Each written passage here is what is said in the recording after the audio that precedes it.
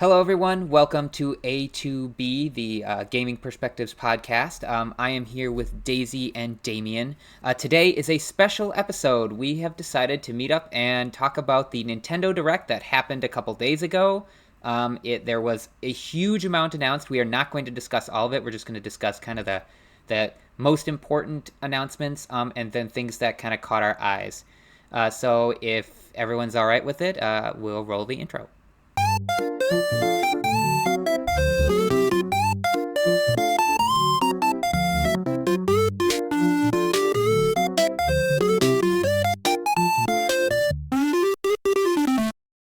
Welcome, and let's get started. This is going to be very direct. We're just going to jump right into it. So I would like to, first of all, ask Daisy and Damian, are there any announcements that kind of really stood out to you, like ones that you are particularly excited about that we can get started with? Daisy? So there was a lot of cool stuff on there. As far as things that really like knocked my socks off and made me like super excited, I can't really say that there was anything in particular. I do have a lot of like thoughts, but as far as sock knocking off moments, nothing really spoke to my heart.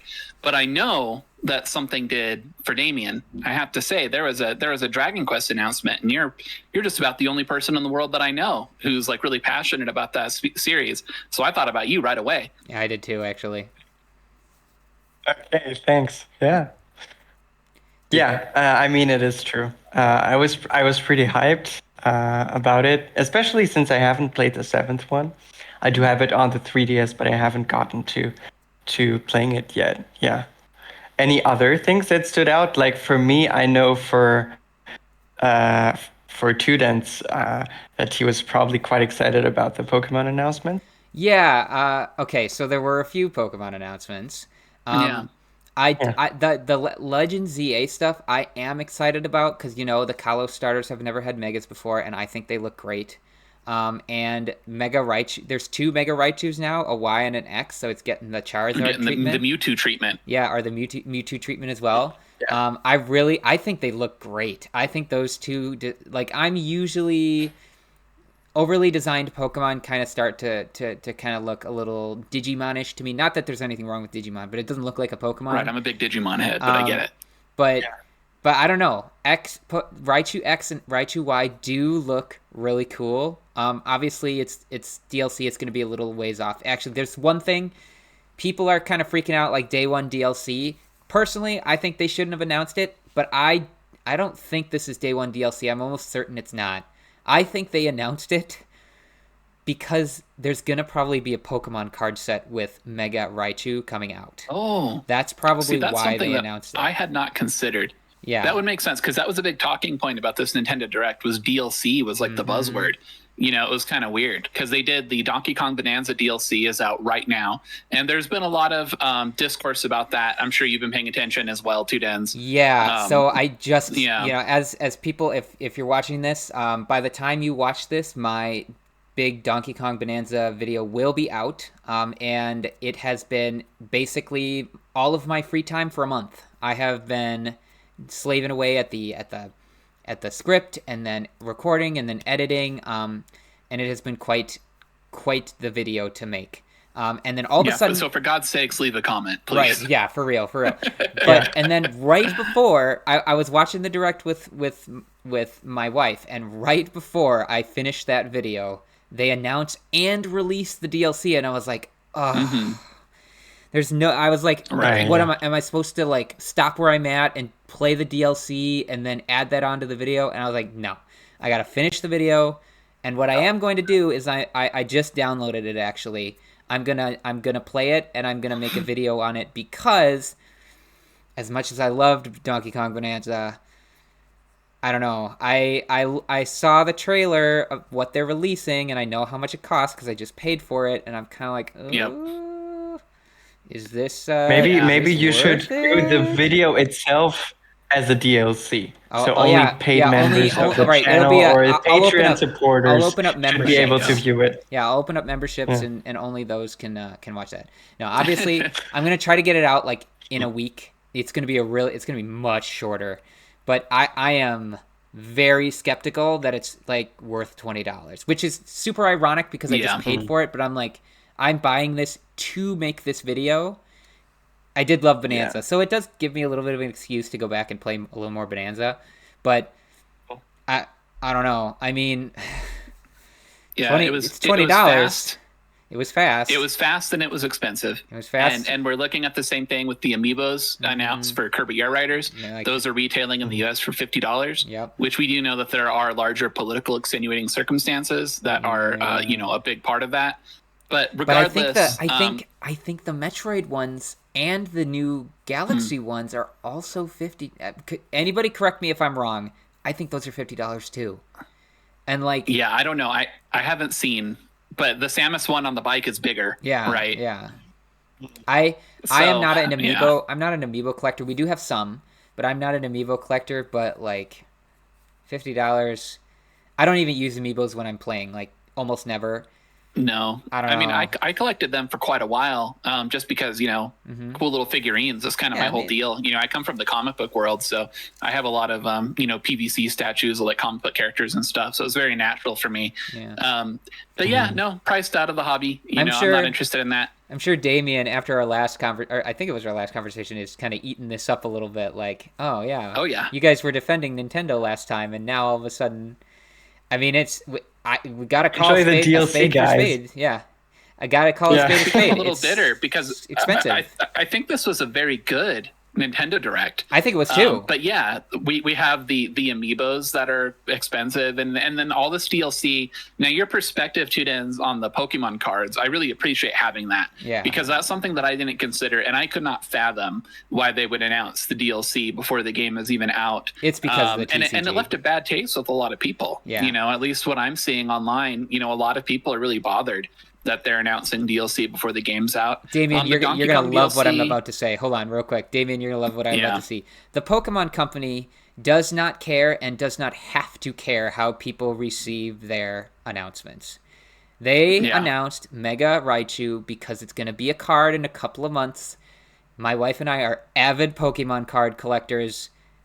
I guarantee you, it might even be in the set that's coming out in like a week. They could actually, and we just don't know it because there's a new set coming out in like 1 week, and it could be in that set for all we know, and that just might be how it is. I mean, that is why they announced that. They know they've got the people by the cojones. And I'm gonna be real. Yeah. Mega Dimension. I mean, the trailer's cool. I mean, there's not much to it, right? But like, there's DLC for ZA. ZA's already, like, there are some previews that happened recently. ZA is looking really good. It's like looking really good. And it's going to make a lot of money. It's going to make a lot of money. Sorry, go back to what you were saying, Daisy. Well, yeah, I don't know. I guess the point is that this was, I think it was a good Nintendo Direct. There was there's a voice right now, especially in Americans' heads, about like money and about the cost of things and concerns about the price of our hobbies and things that we're interested in. And we managed to, I don't know. I think that the base price of video game hike, I don't know, we're either dodging that or it's coming in fairly naturally anyway if we're going to $80 base, which I'm never going to defend. I'm not excited about, but I do kind of understand. But this Direct, having that seeded throughout the whole thing, is that it was very it felt less like it was directed towards the video game audience than I think a lot of direct to consumer Nintendo products usually feel. Yeah. It felt more like there was this emphasis on like the emphasis on the new Mario movie, for instance, and the emphasis on the DLC. It felt a little more shareholdery. And I think that's maybe just a byproduct of the kind of the current economic like mindset happening right now. So I wasn't thrilled on that. Although I will say about the Mario movie announcement, I am thrilled that we are getting Mario Galaxy 2 available on modern platforms. I've wanted to replay that game for a long time. I want to share it with my kids. I would like to pay less than $40 for it. Yeah. So I was excited too because Mario Galaxy 2, I think like it's pretty much the best Mario game ever made. Certainly the best 3D definitely Mario in game. that argument for sure. Is it $40 in 2025? Yeah, no, it's not. It's definitely not $40 in 2025. You can get Mario Galaxy 1 and 2 for $70, but that's still not, I mean, like, really, they should be. And then there are the chumps like us who already have the 3D collection, correct, right? The 3D All-Stars collection. I also have it, you know? Yeah. You know, and I guess, like, good on Nintendo for giving people the option to buy them individually, but it's still too expensive, right? Yeah. It's still too expensive. Just the way it is. Yeah, that's a tough thing where, you know, you see things come out and it's like, especially when you're a big fan of these things, where it's like, well, yeah, I probably will. You know, I buy a lot more games on sale. I buy a lot fewer games at launch right now. But then Nintendo stuff, you kind of just know is almost never going to go down in price. It'll almost never be discounted. Yeah, and if it is discounted, it's like 10%. It's like 10%. Right. So the Bonanza DLC I have on my wish list right now, I don't really want to outright pay $20 for it. We'll see if your video convinces me. But I have a feeling. The Reddits haven't been kind to it. I mean, I don't know. I don't know because I haven't played it. But I am not thrilled with the price. Like, do I have the disposable income that I can dedicate $20 to it? Because that's what I'm doing for the purpose of the video. But it has to really impress me. And what they showed in the Direct did not scream $20 to me. It screamed $5. And I have heard that there is significantly more than what they really showed in the Direct.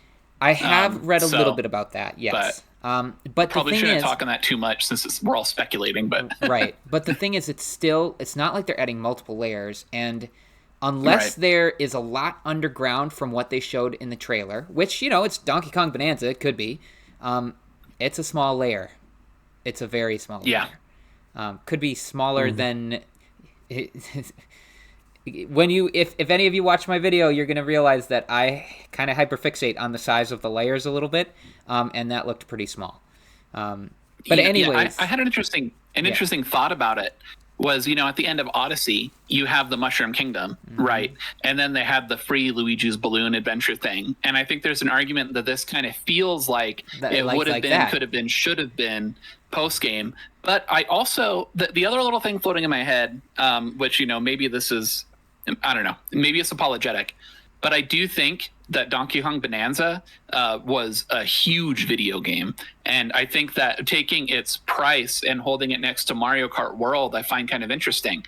Because Mario Kart World is the one that they said, you'll understand why we're charging an extra $10 for it. You'll get it. It's so big. And I do love Mario Kart World. But Donkey Kong Bonanza, to me, felt like a much bigger, richer, fuller video game than Mario Kart World did. And I feel like a Donkey Kong Bonanza, $80, if that had been my first exposure to the Nintendo $80 game, I'd have a little more sympathy. I'd be like, okay, I kind of get it. This was really big budget. I could tell, it was really huge game. That game just keeps going. I was really impressed at how much that game just kept going. I finished with the main story. I've not finished the post-game content yet, but that game is really impressive. And so I do feel like there could be a balance here with the DLC. I'm going to find out. But there is not enough care going into how the consumer might feel about it when we're already being squeezed, so much for our hobbies, for being video game fans in the first place. I'm also in the trading card space like you are, Two Dens, except I'm in Magic the Gathering. But the same market, the same market pressures are there, right? And so it's like these should not be hobbies that are only for people who have great deals of disposable income. This is a family hobby. And I mean, like, trading cards. Not a fan. I mean, video games are for kids too, but trading cards, they're like, truly, Pokemon is like for kids traditionally. Like, I'm an adult and I collect them, so that's just me. But like, it's so inaccessible for kids right now. But that's a different issue. That's like a totally different issue. Oh yeah. But it's Damian, a whole different thing. It's just hard. Yeah, Damian, I wanted to go back to Dragon Quest because everybody knows my thoughts on specifically Dragon Quest 11. Technically I played a Dragon Quest game on the 3DS or I think it was a DS. I don't know. I like captured monsters. I had a silver-haired character. I don't remember what it was called. But I want your thoughts on how the graphical style looks to you, because obviously they took the Akira Toriyama style, but obviously Akira Toriyama passed away. It's definitely not the same. Not the same. It's not the same. Yeah. Do you like it though? Do you like it? I I think it's fine, but I was not thrilled with it. It wasn't a pleasant surprise, I would say. I actually watched part of it like randomly. I didn't even know the direct was happening. And I was like, whoop, the direct is happening.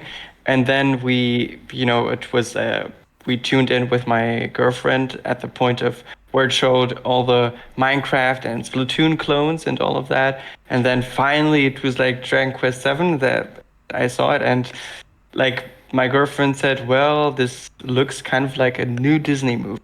Yeah. And I think that's interesting, right? And some people are fans of it. I'm not a fan of that kind of style. I really, really like the style, in Dragon Quest 8 or in Dragon Quest 11, and even Dragon Quest 10, which probably no one has played who's listening to this podcast because it was only available in Japan. I would still give it a shot. It still seems nice. I still kind of enjoy the graphics, but it's not a plus. It's a very small minus, but I'm not very angry or disappointed about it. Gotcha. I thought it looked ugly. What did you guys think? But I liked that it looked ugly. I kind of felt like I was looking at a funny looking dog or something like that, I just I kind of like that. I just don't like how they're in certain development stages or certain developers are trying to take that like chibi 2D sprite style of things and then translate that to 3D without understanding that like giant heads and like giant square heads and it just doesn't look right. It's just wrong. You got, in my opinion, it shouldn't. I mean, you can do that kind of chibi style correctly, but I just don't think it translated very well. At least not in speaking of, what did you think about the trailer itself? I mean, I don't know anything about Dragon Quest 7. It's certainly, to me, it looked more unique than Dragon Quest 11.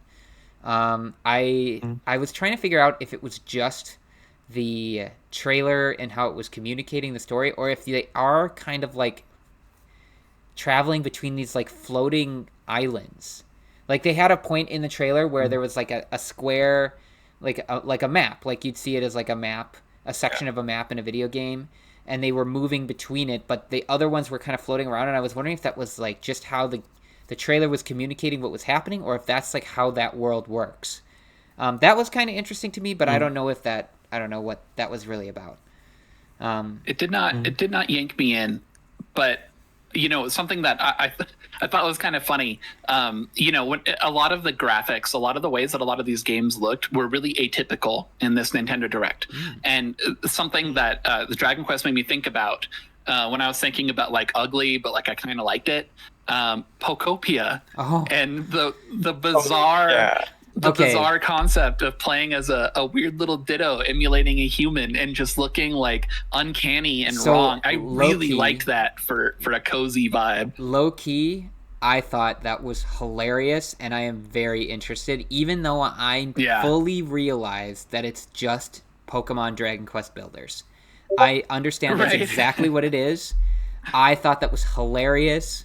It's exactly it's exactly the type of weird nonsense that I would expect from Pokemon, because they do it a lot. I was excited for weird nonsense. Weird nonsense that they do.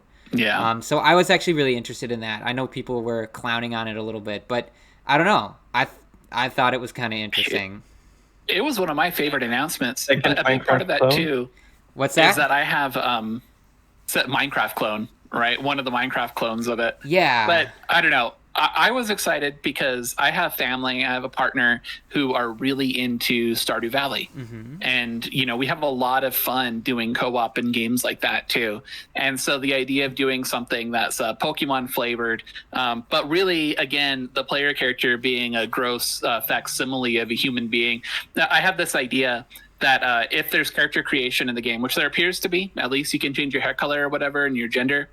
But I was thinking, if there's customization, how great would it be if you actually customize like a human character, and then they're like then the Ditto That's replicates brilliant. it, and then they're the gross facsimile of whatever you just made. That'd be hilarious. I think that's I think that's cute. I think that's fun, and that stood out to me as something that like, oh, that's obvious. It's kind of crazy that we haven't done this yet.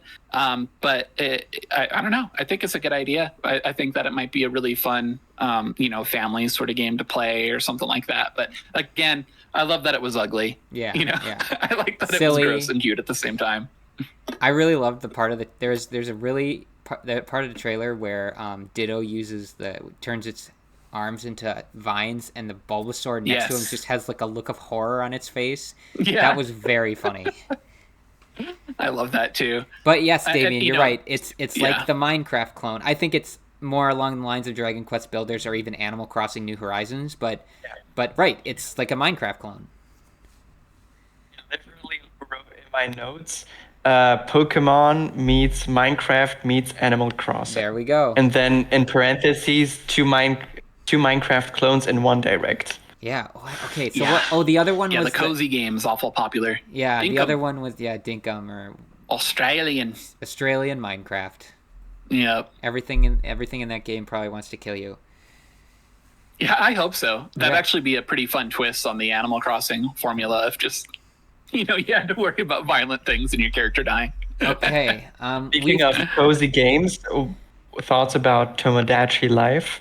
Oh, thrilled.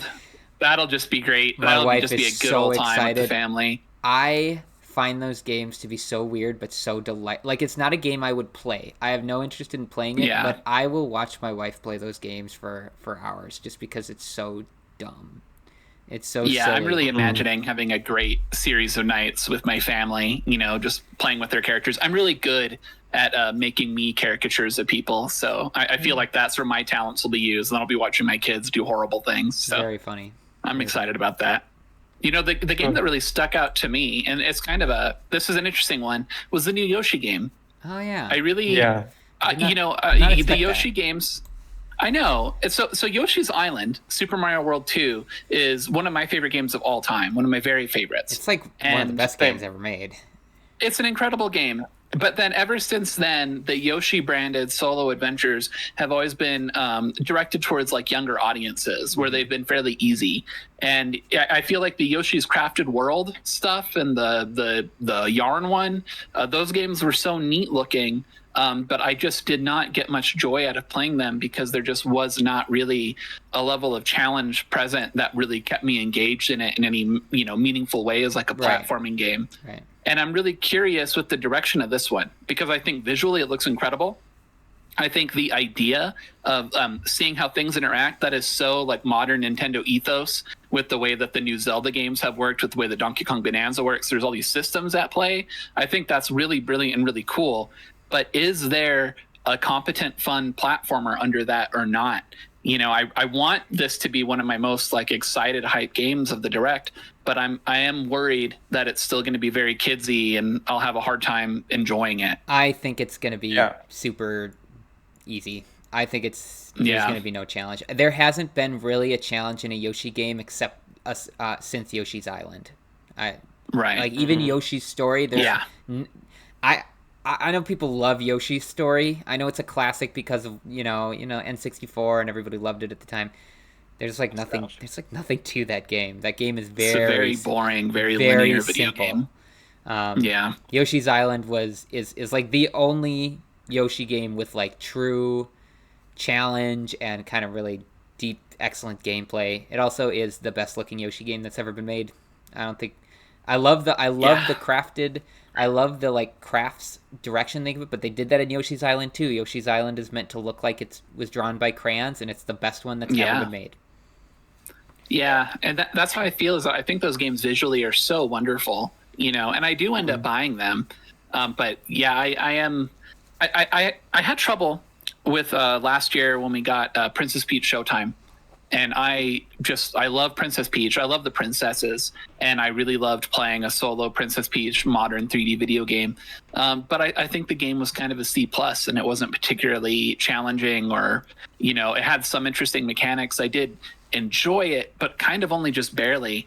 And I just feel let down because I don't know. It's like there's the argument about like, am I the target demo or whatever? You know, did the younger, you know, kidsy Disney crowd get more out of it than I did? I'm not sure, but I don't know. I feel like we're not giving kids enough credit. You know, when we make these games like super easy like that. Daisy, do you know about Super Princess Peach, the game? I do. Yeah, I've never played it. I'd love to. But yeah, unfortunately, that's one of those difficult It's amazing. ones. Yeah. It's to amazing. Get your hands on. I bought it, you know, when I was like 10 or 8 or something like that. And everyone made fun of me on the school bus and at school because I had the long hair and they, oh, you're playing princess games, blah, blah, blah. But living that life. I didn't care about it. What? I said we're both living that life. I feel you. Yeah. Spiritually. Yeah. Yeah, but I owned up to it because this game was my jam. It's really so good. And then actually I converted some of the people in the school bus and in the school to the Super Princess Peach religion, and then other people became huge fans of that game. So it's a really, really good game for anyone who can play it. I suggest you play that then instead. Yeah. And actually, when I saw the reveal, the Princess Peach showtime, I was very excited because I really loved Super Princess Peach, and then I found out that it wasn't good, and it's very disappointing. But when it comes to Yoshi's Island, I really wanted this to be my favorite announcement of the Nintendo Direct. And as you're saying, I'm not sure because even Dragon Quest VII, it's a remake, and honestly, I am feeling remake fatigue. Even in this Direct, there were so many different ports and remakes. A game that came out, I don't know, 1 or 2 years ago. Wow, Nintendo Switch port, even though the Switch 2 port, even though the Switch 2 is also backwards compatible and stuff like that. Yeah. So I'm really kind of feeling the fatigue. Like if something is a remake, I don't know. Now it's getting to the point where I didn't care before, or before maybe I was like, oh, cool, it's got better graphics. Then it got kind of neutral, and now it's like, I don't want remakes to exist anymore, because it's been really overdone, especially for newer games. Yeah, not for games that really need a makeover. I kind of agree. I used to love remakes because, it's awesome to see a game that you loved when you were younger with new graphics and new gameplay and that sort of thing. But I have been thinking, probably for a couple years now, that the industry, not just the gaming industry, but actually the movie industry as well, and even like TV, or not TV, but like streamed series, I feel like it's just a lot of remakes and reboots and all this other stuff, and there's not a whole lot that's original anymore. It's the death of creativity. Yeah. It's very interesting because I think one of like the biggest titles that Nintendo has coming out is Kirby Air Riders, which is something I'm that very I'm excited about. That's true. Very I am. much so. And there's a lot of originality in it. But really, if you played the first one, they have not shown us pretty much anything that wasn't just like just the first game. Yeah, it just seems very like minor this game was changes. actually good. It feels like a remake. And now I'm not married to that. There won't be anything special in there. But it's in the last Direct that they had dedicated entirely to it. It really just looked like, okay, we're just doing it again. It just looks like you just remade the first game. It is Masahiro Sakurai, so I'm gonna give it. He's got my attention. He. Oh yeah, I mean he has my dollar. Yeah. As far as creators go, for sure. But yes, I agree. There's not a whole lot. I mean, he even made a joke about it in the Direct. He was like, in Air Riders, you only pressed one button, but in Kirby Air Ride, you only pressed one button, but in Kirby Air Riders, you press two buttons. And everyone's mind is blown. And but it's true. I mean, it's gonna be very similar. I think it's gonna be amazing, but I think it's gonna be very similar. And I am very much looking forward to it. Yeah. I think it'll be such a good addition to the Switch 2 lineup of My favorite thing about Nintendo right now is that it is what everybody wants to do when I have friends over. We have Magic the Gathering nights. When people are fatigued on that, they turn into Mario Kart nights. Before that, they turn into Smash Brothers nights. It's like that is what everybody wants to do. And so I love having the introduction. A thing that actually stuck out to me was for the Switch 2 version of Super Mario Wonder. I actually kind of think that those mini games look great. Yeah, I actually kind of think those look awesome and super fun. There was that, and there was also Mario Tennis Fever. Oh, yeah. Was the other big Mario announcement. I love Mario Power Tennis. I've been waiting for that to come to the GameCube emulation on the Switch too. But I'm actually really big on the Mario sports games, and I love that right off the bat they showed us that there was something of an involved story mode, because I feel like maybe the last Mario Strikers was missing something like that, and I felt like it was important that they showed us right away that there's going to be something like that. The mini games looked a little fuller. I'm not holding my breath on the second coming of Power Tennis, but I don't know. I'm a sucker for a Camelot-led sports title. Let's do it. It did look like a really slick game. It did look like a really slick game. Speaking of Mario, I've never been interested in those. Yeah. Yeah, I haven't really either. But they are fun when you're at your friend's house and you're just playing it. Oh, They are yeah. fun. Yeah, sure. Honestly, Mario Power Tennis was the sleepover game for a solid year for me when I was in high school, I guess. And that was I don't know, man, those are some great memories. I really love those games, and I'm just secretly yearning for that to come back. And I love when I have friends over and everybody just wants to do Mario, whether they're a video game person or not. It's usually the nearest Mario adjacent video game is what we play. So I'm excited about that too. Speaking of Mario, what are you guys' thoughts on the Mario movie being the Super Mario Galaxy movie? Yeah, at the beginning I thought that it was the Mario World movie because it played the Mario World theme, right? Or what's this next one called? Mario World. It's right? Super Mario World. Yep, the Super Mario World. Yeah. That's what everyone thought it was going to So, yeah, exactly. Which would have made more sense, but I guess it would have been redundant because it's kind of the same world. Maybe some of the enemies are a bit different. So I do think it makes sense, but why skip Sunshine? I think Sunshine could have been pretty cool. I don't think Sunshine would have made us... I don't know. I mean, I guess they could have done the whole Mario going to jail and that sort of thing. But I don't know. I feel like them choosing Galaxy was brilliant. I think... I agree. I mean, Galaxy is so memorable, and yeah. I don't know. I think it was brilliant, and then they get to include Rosalina, and I'm sure they're going to actually do a little bit fleshing out of the backstory of Rosalina, because the first movie, I thought the first movie was good. Obviously, it was silly, and it was mostly just fun. It was just fun. There wasn't a huge amount of substance, but I don't know. Maybe in this second one they could really give us some decent substance with the Rosalina stuff. Yeah, I think that the first movie was visually really great. It definitely felt like a video game movie. It wasn't a particularly good movie, but it was plenty fun and easy to watch. And I feel like Mario Galaxy gave us the best set dressing for something else that felt like it would go beyond what they showed us in the first film.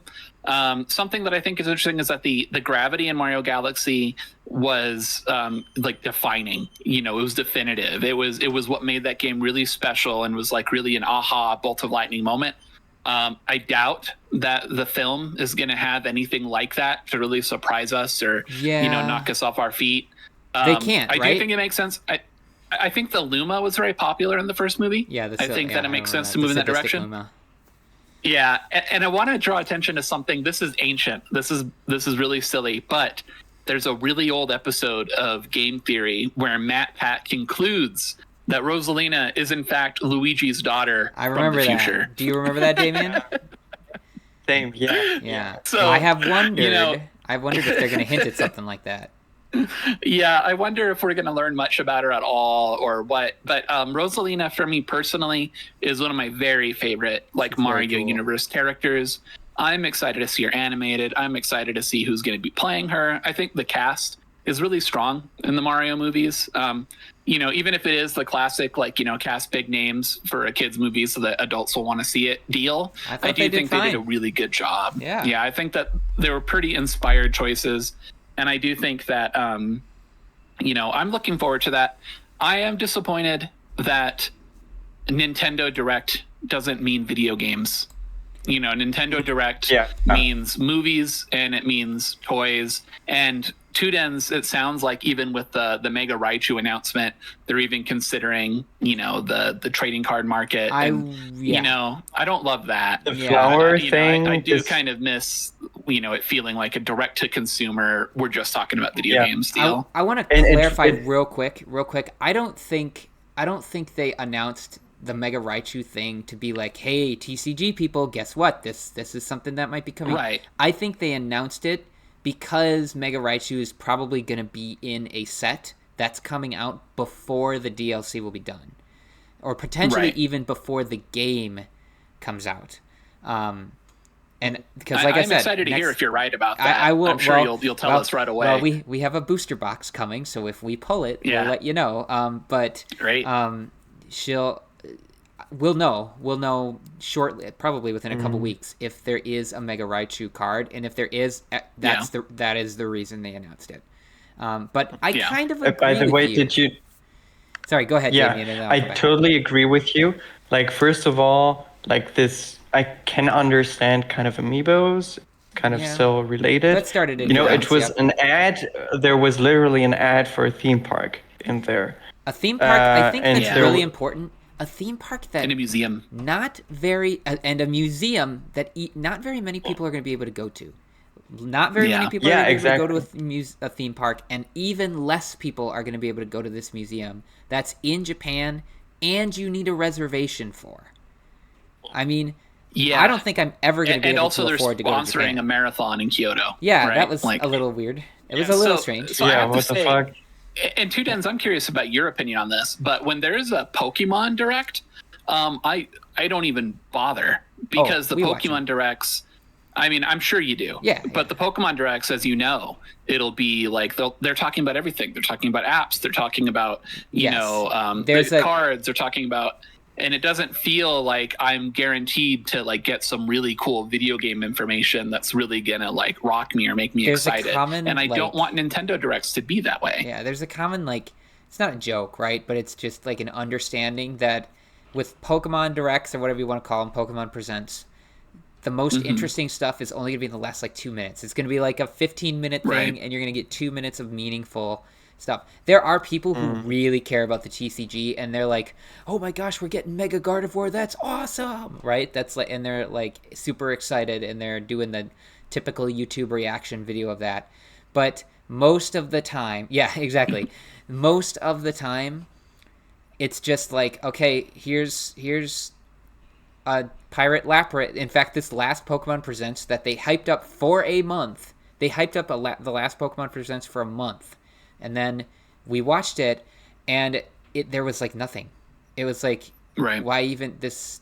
You could have just released these in regular trailers, or just not even talked about them.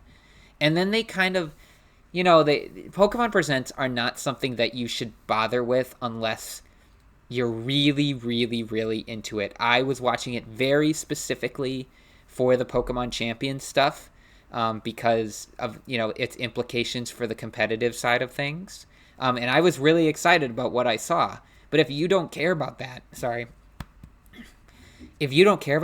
that whole Presents, that it's just, there was nothing, right? They unveiled a little bit more about Legends EA, and they told you that Pirate Lapras was coming to Pokemon Cafe, which, I mean, they announced the second season of Pokemon Concierge. That was cool.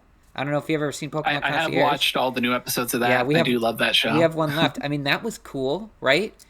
Yeah. But was it worth a Presents? Just hyping it up for a month? We thought people were saying they were going to unveil Gen 10 with how much they were hyping it up. And right. I mean, it was just nothing. But I agree with both you and Damian that Directs are becoming, they're still vast majority video games, but I mean, toys and movies and theme parks and all this other stuff. I agree. It's a little it muddies it a little bit. Especially with the Mario 40th anniversary thing. you know, I mean, I get, I mean, what kind of number is 40? Okay, yeah, all right, it's not the 50th or whatever, but there's not a new Mario game happening there, and it would have been unreasonable to expect that on the heels of Donkey Kong Bonanza, but it is this weird, like, that's what that means, you know, is that we have the Mario 40th anniversary, and the big announcement is that we're making another movie, you know, and it's like, well, Damien, what did you want to say? say?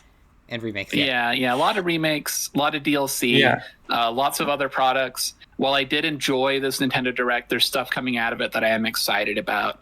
I think that muddied the waters a little bit. And what's funny is that the game that I'm personally most excited to be playing, you know, I mean, Metroid Prime 4 obviously is on there, but the one that I'm most excited to be playing is Hades 2 on the Switch 2, and that game has been in early access for like 3 years. Yeah.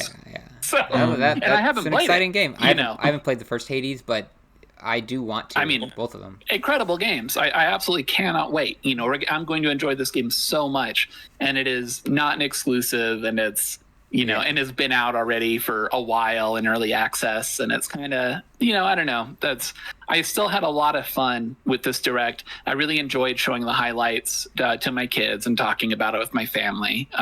But yeah, maybe there's something lacking for where we're at, for being at the dawn of a new age, you know. Damien, you looked like you wanted to say something. We're witnessing the Disneyification of Nintendo, I think. That it's really becoming like this corporate universe, and, you know, I mean, how many people really like Disney as it is now compared to how it used to be 20 or 30 years ago? Yeah. Was it a good evolution for Disney? I agree. I think that Nintendo is going into the same direction. And, you know, the Nintendos, you know, why are they called Nintendo Directs? You know, remember Iwata doing that? You know, it was to directly speak to the consumer, and it was always made in a very entertaining way. Remember the fight between Reggie and Iwata and all of that? Yeah. And now it's gone. Now it's just 1 hour of Nintendo ads. I agree that Directs are not what they used to be. But the reason I don't agree that the Direct was like, I think the real reason that they made Directs was to get around E3. Like the publishers, as much as I loved E3 and so many people else in the world loved E3, the publishers never really liked E3. E3 was something they had to do, right? And it kept getting bigger and bigger, and their productions had to get bigger and bigger and bigger. And Nintendo was like one year just like, nope, we're not going to do that anymore. We're going to just make a presentation, and we're going to put it out on the internet, and we're going to see what happens. Yeah, the Nintendo Digital Directs, which I remember, I think the first one had those great puppets for Star Fox Zero. Mm-hmm. Yeah. And that's kind of, I think about that. When you talk about the entertainment value, I remember very much enjoying that.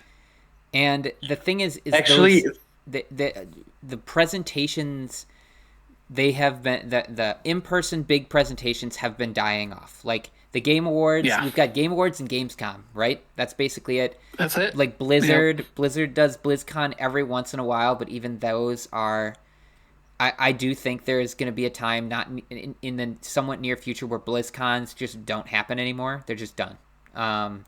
And we've got, you know, Evo's different because it's also like an actual competition, element. Right? Yeah. But I think those in-person big press conferences that people watch all over the world, I think they're not going to happen in the future. And all we'll have left, I think the Game Awards is going to last. As many issues as I have with the Game Awards, I love them.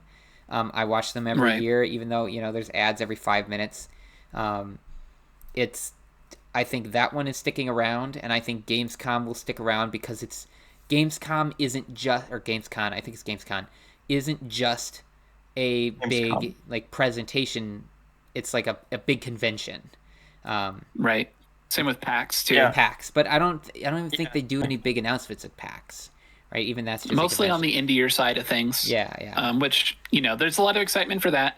As much as we talk about the staleness of the industry or where things seem to be headed, the indie space will always be, you know, creeping in and innovating. And, it's the stretch of that will only get larger. So I get pretty excited for things like PAX, where we'll be seeing. I think that's where like Animal Well debuted and things like that. That's really a good place to keep your eye. Speaking of indies, For sure. Stardew Valley is getting a Switch 2 edition. You can use the Joy-Con as a mouse. And everybody knows that it's going to be free, and the creator's probably going to be like, this is a good reason to discount the game. And so he'll probably discount the game. And Very true. And I mean, it's just a perfect example. Like, that is an indie developer. He's made Stardew Valley all by himself, and he keeps updating that game. It's always for free, and it doesn't even matter to him because he's definitely made lots of money off of Stardew Valley. But two, he's just making it because he wants to make it as good a possible game as he can. Yeah, you're right, Not Damian. doing it for the shareholders. He is not doing it for the shareholders, and it shows. It does show. Yeah. Let's see. What were you saying, Too Dense? I was right. What was I right about? I'm just saying, like, you're gonna this direct definitely helped your side of the argument, is what I'm kind of saying. Not. Okay. I am very excited about a lot of the things that were announced, but I'm going to say, like, you called it, lack of a better term. I do think it's not as egregious as a lot of people are saying, and there's a lot of negativity online right now about the Direct. I bet long term this Direct is going to be remembered more, not super positively, but more neutrally, right? Because everybody's just down on Nintendo right now. But Damian, I gotta call it. You were right. Everything is getting a lot more expensive, and they just accelerated it with this Direct. They did. Yeah. And again, it's everything seems, as we already talked about, very safe, right? Lots of ports, lots of remakes. This was like which really made me very fatigued from this Nintendo Direct was the sheer amount of either clones or ports, remakes, or what else did I say? Don't even remember. But basically those things, or DLC, of course. Yeah. And so it's really made me feel like, hey, now with every announcement, I'm like, so, I just don't care. I'm really not invested at all. And I do feel like, I remember during the Wii U era, I was watching the directs and I was so hyped for everything, right? And I think it's also, as we talked about, it's also the presentation, right? As you mentioned, the Star Fox puppets and all of that. It just felt different. And I'm not watching the Nintendo Directs as religiously anymore. Sometimes I'm just see, the most important things or summaries of it, like in the last couple of years. I think this has been the first one in quite a long time that I watched in its entirety for the sake of this podcast. But yeah, I don't think it's like so bad. It's kind of like what I expected. And just let's think, how many ports do you think they mentioned? I think they mentioned Mario Wonder. They mentioned the Final Fantasy VII. They mentioned a Mortal Kombat port of the I wanted that old that's 16-bit games. A collection of old games. Yeah, I thought that. I think that's still hype worthy. Cool. I thought that was kind of cool. Yeah. I don't know. I think what's interesting is that I've seen this criticism online. The way that this Direct ended was with another look at Metroid Prime 4, which I don't think you need to sell anybody on. It's people who are going to be excited about that are. And then they ended on the big Fire Emblem game. Oh, which, yeah. I wanted to talk about this. It seems like in the West, there's a dearth of interest in I like Fire Emblem. I play all the Fire Emblem games, but even I wasn't like jumping out of my seat. I was like, yeah, cool. I'll play that. I think that was I actually think that was a sleeper announcement, because it's so. Just real quick, I have never played Three Houses. I'm going to play Three Houses now. Apparently, this game really excited people who had played Three Houses because I guess it's in the Three Houses universe. It appears to be, yeah. So I personally think I actually think that's kind of I'm kind of giving Nintendo props for that, because Fire Emblem is not one of their more popular series. It's quite popular, but it's not one of their, like, it's not a Zelda game, right? It's not. I wouldn't even Right. call it a Splatoon game. I don't even think it's on the level of Splatoon. Um, but this was like, they decided to make this their capstone announcement. It's clearly meant to communicate, like, okay, the last Fire Emblem game had really, really good gameplay and laughably bad everything else.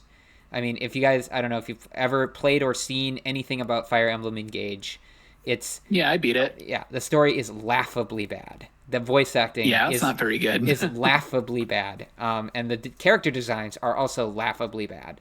I like the character designs, but fair enough. I mean, they're silly. They're silly, right? They're. I once heard them described as VTubers. They're all a bunch of VTubers, which I thought was Oof. was kind of funny. Yeah. Okay. But then Three Houses was like the complete opposite of that. The Three Houses was really, apparently it had a really deep, complex story, had a lot of It did, yeah. intense themes, and it seems like Fire Emblem is going back to that at least a little bit. I do think like I think the character designs in the trailer were still, they're not like goofy like Fire Emblem Engage, but they're not all super like uniform and serious like I've seen from Three Houses. So I don't know. I got to play Three Houses. I have been intending to for a long time, but I have to. Yeah, great game. Yeah. Go ahead, Damian. Sorry, we couldn't hear you just now. Have you played Three Houses, Daisy? Yeah. Yeah, I played through it and I beat it doing Dimitri's storyline. Okay, I did not same. go through and play through the others, but I really liked it. I thought it was great, super fun. I really enjoy, for me, Awakening is always going to be Awakening kind is of like good. my pinnacle. Awakening is Same. really incredible. And personally, I don't know, I got so much joy out of like the matchmaking elements of Awakening that like I always kind of like, I want more dating sim in my Fire Emblem, which, I know that puts me in one of the two major camps of Fire Emblem fan, but, I like what I like. Got that a bit in Three Houses, right? Sorry, Repeat that? one more time. Sorry, you were a little bit garbly. The dating sim aspect is also kind of there in Three Houses. It Right. is, yeah. I do wish that you could still pair off other characters. I had too much fun, doing all that. And then in Awakening, when you have their kids show up from the future and all that, I love that. I wouldn't mind if that was the gimmick of every Fire Emblem game ever. But I don't know. I think that the West isn't as excited about Fire Emblem. Okay, it's just like it's a moody anime game or whatever. So I understand that it wasn't like everybody's favorite final thing to have at the end of the Nintendo Direct. So I don't know. I think it's interesting that we had to remember it and bring it up just now, even. Well, actually, in the past, I've been thinking about it since the beginning. Have I you? was going to bring it up because that was probably the biggest announcement for me personally was the Fire Really? Emblem one. Yeah. I am quite excited about that. It looks good. It's got they've never done a Roman inspired setting in Fire Emblem, so I'm kind of interested. I do like with the that. idea of like the arena and the gladiatorial vibes. I always like those parts of video games. There was an arena level in Awakening. Yeah, there's sure was, there's yeah. actually there's arena settings in almost every Fire Emblem game. That's how in the old ones. That's how you would train up certain. You go up and you train up your characters. You had the opportunity, like if in a level like Fire Emblem 7 or the first Fire Emblem we got in the West, if there was a level with an arena, if you could manage it, if you could survive, you could go to the arena, have one of your players fight, right? If you are risking them dying, but you can earn money and you can earn experience at effectively an infinite rate, but it gets harder and harder every time you do it. So it's not really infinite, but it's something that you could do if you wanted to spend the time to do it. And since then, every Fire Emblem game has had some kind of arena that they use. And now this one is just like, that appears to be what it is. So that's kind of neat. So I'm looking forward to that. Yeah, me too. Yeah, I also I'm wanted excited. to ask what you thought about the Virtual Boy reveal. Oh yeah, I laughed. Remember that? Yeah. My immediate thought was that thing's going to be $100. that thing is going to be $100 piece of plastic. Yeah. And the cardboard Yeah, one's probably going to be I 30. think the cardboard box Yeah, it's that gonna you be- can use instead, I I think think it's that's gonna gonna be $100. You think that's going to be? I would be surprised No, if I'm that's The prices are already exaggerating. out, of course. I think But- I think the setup is going to I be think you're 100. right. I think that the plastic thing is $100 hunk of plastic, and of course that's affected by tariffs and stuff too. Yeah. The cardboard thing you got to like hold up to your face. So, what I want to know. So first of all, okay, the Virtual Boy library isn't amazing. There's like 2 games that are legitimately worth playing off the Virtual Boy library. It's not a huge loss, but are you really? Are they really telling me I am not allowed to play them without the hunk of plastic or the cardboard thing? How you gonna know? How are you going to stop me? So, I'm really curious about that. I highly doubt they're gonna have a thing that like detects it unless they have a little connector, like it's a dock and there's a little chip in there. Yeah. But I wonder if maybe the stereoscopic 3D just won't work. In which case, it's just a game. I mean, just a little mini game. No, I feel like you have to tell me, like, at most, something pops up and says this game will not display correctly without the use of this or whatever, and then you click OK, and then I can still play Wario Land. All right. Like, give when me a it break. when it comes out in February, I will check. And I know Daisy, Thank you you. will too. I am not buying that thing. It's not going to happen. I'm not going to. Nope, not happening. What a shame. But what about also the release? The games are going to be released over time. Yeah, they always as if do that it's with like NSO. a huge library of games. Yeah, there's like 12 games or That's something. 12 games. Right? They'll Yeah. probably be released over Yeah. like 3 years. Yeah, I don't really care about Yeah, that. yeah, Drip feed 'em. I don't really care about that. That's what they do with NSO. They release an NSO game every month, which, I mean, I think it's a good strategy. I think it is really hard to argue that the family, as long as you have at least 2 people, like obviously you don't do this by yourself. I think it's really hard to argue that the NSO is not a good deal at this point for what you're getting. Even if you're I think it's a good just deal. talking about the classics. Yeah. Even if you're just talking, you get that huge library of SNES games, huge library of NES games, huge library of N64 games. You get the Sega games, the GameCube games now, Virtual Boy soon, and But a lot of any them of the other are- ones I'm forgetting. But a lot of them you have to pay extra. Like Right. the I Nintendo think Switch the Online expansion. Plus, I think right? I actually truly Yeah, think expansion pack. that the expansion, as long as you are doing the family plan and you have it linked with, some friends or some family, as long as you have more than one person, I think the family plan is actually a really, really good deal for what you get. I think it is too, but I think that the argument here that we had last time when we discussed Nintendo and we talked about their pricing and stuff like that is that we don't want a good deal. We want above and beyond Right. from Nintendo. That's fair. And I feel like there's a lot of frustration with the NSO library that there is zero above and beyond. Like I look at the GameCube library right now, and the Switch 2 has been out for a while. The GameCube library has been out there from the beginning. Definitely. And I've played Soul Calibur 2, and I like that game. But you know what? I'm just waiting for this huge library of incredible GameCube games that are not easily accessible, that haven't been ported, that haven't been remade, that I haven't played within the last 10 And years. they have not and announced we're it. Yeah. no, they're so far on the horizon before I see Custom Robo. You Yeah. know, can I please play Custom Robo? You know, And no, there's- you can't play Custom Robo I get right that. now. I do you get know? that. And there's games on the GameCube that I am really hoping that will come to NSO that I don't know if it will. Where's my Billy Hatcher? Billy I want Hatcher. to play Billy Hatcher again. I'm hoping for I want Skies of Arcadia Super Monkey Legends. Ball 2. Hell yeah. Wow. That is a game. That one, I'd play that front to back again if they give that to me again. Have you ever played know? that game, Damian? Yeah. Skies of Arcadia Legends. That is a game. It's great. Oh, you'd love it. You'd love it. It's like a perfect JRPG. It's so good. Probably a little dated, but you do really well with dated older stuff. As a retro fan, it was ahead of its time when it came out. It's a think brilliant it's- game. So much fun. I think the ship battle mechanics. I mean, I'd have to play it again, right? They're It's been so many much years. fun. I'd have to play it again. Yeah. I feel like it was a pretty solid, a very, very good JRPG for its time. But even compared to nowadays, I think it would be pretty good.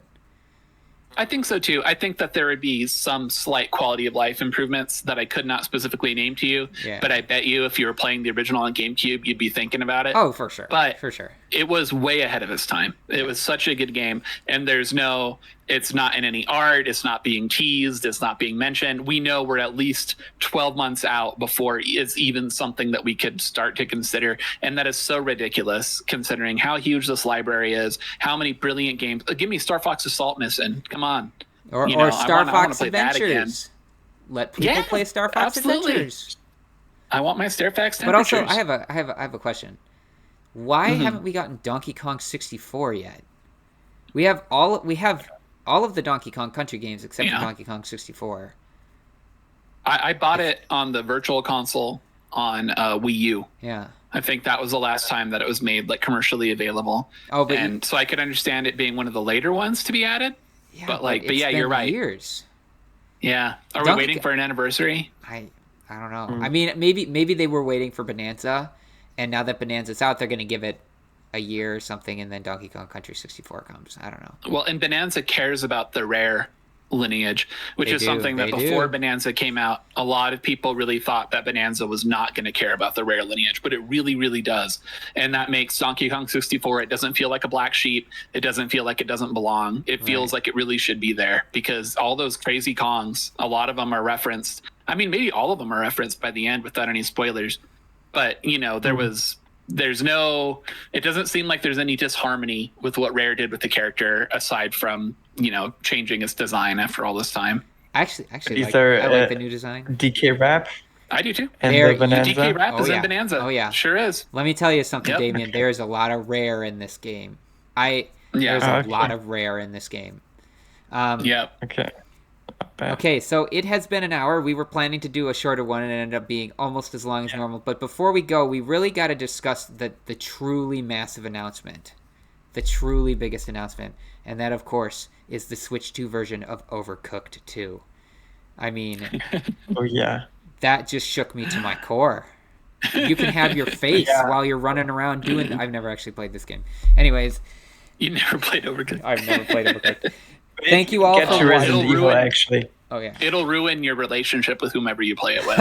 It's a great game. So it's like it'll Mario completely Party. Way worse than Mario Party. Oh boy. Yeah, like I played it with my kids when they were still in elementary school, and we had a lot of fun. But all of a sudden, I am absolutely running a kitchen, and I'm like, hey, buns on plates.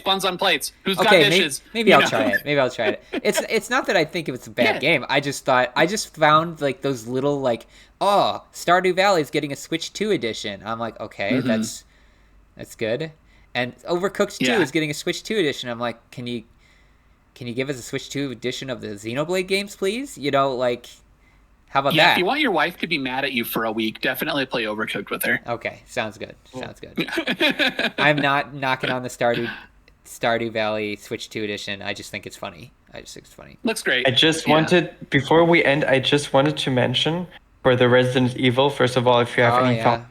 I thought the graphics, I was not very impressed with the graphics. I was laughing to myself because, first of all, I have never played a Resident Evil game. I'm not a big horror game, but I have watched speedruns of them. I watched a speedrun of Resident Evil 7 at the last GDQ and was actually pretty interested in the story, despite the fact that they were glitching through the game. But my immediate thought when I was like, oh, are they revealing a Luigi's Mansion? Is this what this is? And then I saw that it's Resident Evil. I saw the girl, and I'm like, the Switch 2 is a great machine. Who is going to play this game on the Switch 2? Who's going to do that? Yeah. Who's going to do that? I love Resident Evil. I'm big on Resident Evil. I've been following all the Resident Evil 9 news, every little bit that I can get. But yeah, it barely even registered with me. It's like, no, I'm not going to play this on Switch 2. Yeah, what? That's it's a PS5 game. Thank you. PS5 or a PC. I don't know. It's just silly. Ports of 7 and 8, It just looked so bad. Ports it's 7 and 8. To me, the what? We're just saying the ports of 7 and 8. Your favorite word, port. Yeah. They're porting 7 and 8 to the Switch 2. I actually think that's think that's probably kind of cool for a lot of people. If there's people who only have genius, Nintendo consoles that haven't gotten a chance to play those games, because those games probably run great, but I have a feeling that 9 is not going to run great. They're great games. Resident Evil 7 actually is kind of perfect for the Switch. I think there's something really special about that game. It's a Metroidvania, really. Yeah. And I it got just that really from the feels speedrun. very, very. Yeah, I love it. I love Resident Evil 7. I think there's something very special about that fits on the Switch. But yes, port. Yeah, remember, Daisy, when we were talking about Resident Evil 7? Yeah. Was before Oh, this yeah. podcast. Yeah. That's right. Yeah. Good times. But then, Going way But did you also think that the graphics looked like bad? Yeah, like yeah. for me, I it mean, felt not- like they- it could have come out like 10 years ago or 5 years ago. I think and on the the graphics Switch would 2, have I think been on the pretty much the Switch same. 2, it's just not going to look. I think it's going to. That's probably going to be a very, very good looking game on the PlayStation 5, on a PC, high powered PC, not on the Switch 2. It's just it should be pushing boundaries. It's Capcom at their best, one of their very largest, best-selling franchises. It's going to have a huge budget. I bet that's why we're getting a Switch 2 port at all, is they think that they can make a little bit more money on it. It won't be able to run like that. But I don't know. I actually didn't think it looked terrible, but I don't have the best eye for that kind of stuff in the first place. I really didn't think about it at all. I just kind of was, oh, cool, we got another trailer. Yeah, I just think it's just people aren't aren't going to play it on the Switch 2 very much. I don't think so. Maybe it'll sell well on the Switch 2. Who knows? That's always For kind me, of the it dream. looked like. For me, it really looked like a Wii U or even Oh no. a PS3 game. No. Like don't know the about hair that. and stuff like that, I remember it being kind of shocked. I would with say how like a bad it looks PS4 on game. the Switch too. I'd say like a PS4 game. I don't think it looks that bad.